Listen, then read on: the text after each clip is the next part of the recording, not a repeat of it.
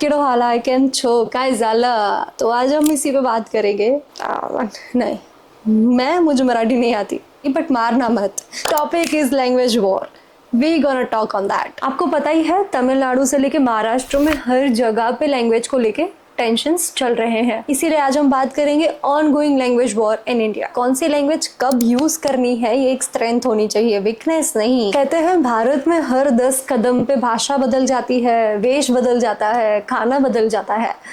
22 official languages हैं India में, 121 बड़ी लैंग्वेजेस हैं एंड 19,500 बोलियां हैं। बंगाली, तमिल, कन्नड़ा, मराठी, ये तो सुंदरता है भारत की। इतनी सुंदर लैंग्वेजेस डिस्प्यूट का कारण कब बनी, हिस्ट्री में झांक के देखते हैं। 1937 में जब कांग्रेस गवर्नमेंट ने हिंदी को कंपलसरी करने की कोशिश की तो तमिलनाडु में बड़े प्रोटेस्ट हुए। देन कमिंग टू 1965, जब इंग्लिश को हटा के हिंदी को ऑफिशियल लैंग्वेज करने की कोशिश की, तब भी तमिलनाडु के स्टूडेंट्स ने मोर्चे निकाले और ये प्रॉब्लम्स 2025 में भी हो रही है। रिसेंटली महाराष्ट्र में बहुत हो रहा है। उद्धव जी और उनके कजिन राज जी ने कहा है कि हिंदी थोपी जा रही है महाराष्ट्र में, हम मराठी हैं और मराठी ही रहेंगे। तो क्या इसका मतलब यह है कि अगर आप हिंदी बोलोगे तो आप मराठी नहीं हो? और उन्होंने ये भी कहा कि हिंदी को इतना फेमस क्यों करना है, नॉन हिंदी स्टेट्स ज्यादा प्रोग्रेसिव है। लेकिन एक सवाल मेरा ये है कि भारत में और भी टॉपिक हैं जिसपे पॉलिटिशियंस बात कर सकते हैं।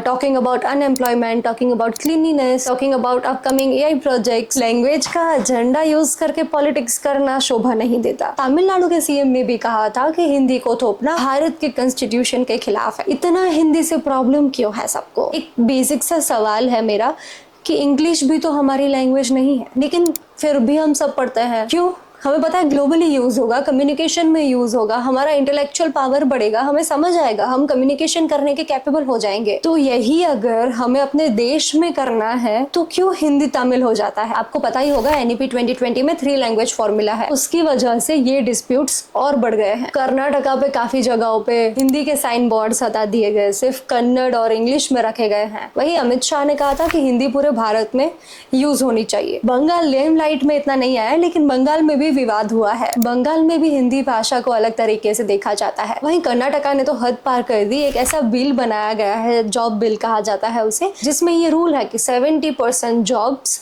वहाँ के लोकल कन्नड़ स्पीकर्स को मिले। यानी एक सीधी सी बात है, अगर कन्नड़ बोली नहीं आती तो तुम्हारा पता कट है। वही हमारा संविधान कहता है कि भारत कोई राष्ट्रभाषा नहीं रखता है, लेकिन हमारी राजभाषा है, 2 है, हिंदी और इंग्लिश, यानी कि ऑफिशियल लैंग्वेजेस। और हर एक स्टेट अपनी खुद की भाषा चुन सकता है और कोई भी नागरिक किसी भी भाषा में बोले, ये उसका अधिकार है। तो इसका मतलब अगर मैं हिंदी में बात कर रही हूँ और आपको हिंदी नहीं पसंद, तो ये आपका अधिकार नहीं है कि आप मुझे चुप कराइए या आप मुझे मारिए। नेताओं के लिए तो ये एक सिंपली पॉलिटिकल वेपन बन गया है। तमिलनाडु, महाराष्ट्र में शिवसेना, एमएनएस, ये लोग वोट बैंक बना रहे हैं लिटरली ऑन द लैंग्वेजेस। इसी की वजह से भारत में ही कल्चरल डिवाइड बहुत बढ़ गया है। नॉर्थ के लोग साउथ को अलग तरीके से देखते हैं, साउथ के लोग नॉर्थ को अलग तरीके से देखते हैं। और जिस हिसाब से ये टेंशंस बढ़ रही है ना, ये इंडिया की यूनिटी के लिए बहुत खतरनाक है। एक्सक्यूज क्या देते हैं पता है? कि एजुकेशन में कंफ्यूजन क्रिएट होता है अगर तुम मल्टीपल लैंग्वेजेस सीखते हो तो। And I was doing schooling,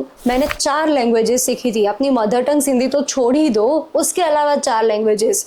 I learn Gujarati, I learn Hindi, I learn English as well as Sanskrit. मुझे कभी बोझ नहीं लगा। It was always fun to learn new language and to add up your skill. और यही एक एज होती है बच्चे की कि जहाँ आप उसे जो सिखाओगे वो सीख जाता है। यही हम अगर हिंदी, मराठी, गुजराती, तमिल करने लगेंगे ना, तो इकोनॉमिक इम्पैक्ट काफी पड़ने वाला है भारत पे। क्योंकि अगर भारत में जॉब चाहिए तो तुम्हें या तो हिंदी या तो इंग्लिश या तो वहाँ की रीजनल लैंग्वेज आनी चाहिए। और मुझे ये समझ नहीं आता, साउथ के लोग इंग्लिश तो बड़े जोश में बोलते हैं, फ्लॉन्ट करते हैं। इंग्लिश कौन सी अपनी भाषा है? अगर तुम्हें लगता है कि हिंदी थोपी जा रही है, फिर इंग्लिश भी तो थोपी गई थी ना सो कॉल्ड वेस्टर्नर्स से, फिर भी पढ़ रहे हो। क्यों? क्योंकि तुम्हें ग्लोबली वो लैंग्वेज यूज होगी, तुम्हारा कम्युनिकेशन अच्छा होगा। तो अगर तुम हिंदी सीखते हो तो तुम्हारा भारत में कम्युनिकेशन अच्छा होगा। This is very stupid, but मैंने कई लोगों को ये भी कहते हुए सुना है, हम कोरिया जाते हैं तो हम कोरियन सीख के जाते हैं, यूएस जा रहे हैं, हम यूके जा रहे हैं तो हम आइल्स दे के जाते हैं, इंग्लिश सीख के जाते हैं। कि कंट्रीज के हिसाब से हम लैंग्वेजेस सीखते हैं, स्पेनिश, फ्रेंच। तो वैसे ही तुम अगर महाराष्ट्र में आ रहे हो तो तुम्हें मराठी आनी चाहिए, या तुम अगर तमिलनाडु में जा रहे हो तो तुम्हें तमिल आनी चाहिए। मुझे उन पे गुस्सा नहीं आ रहा है, मुझे उन पे एम्पैथी आ रही है कि are you guys not enough mature to understand a difference. Tamil Nadu country नहीं है, महाराष्ट्र कंट्री नहीं है, गुजरात कंट्री नहीं है।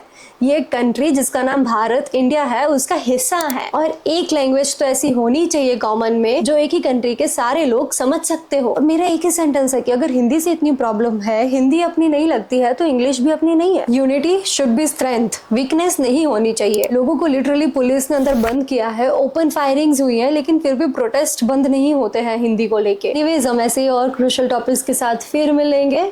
आवर देखा हो पे आओ जो फड़ी मड़ी शो मिलंदासी बाय।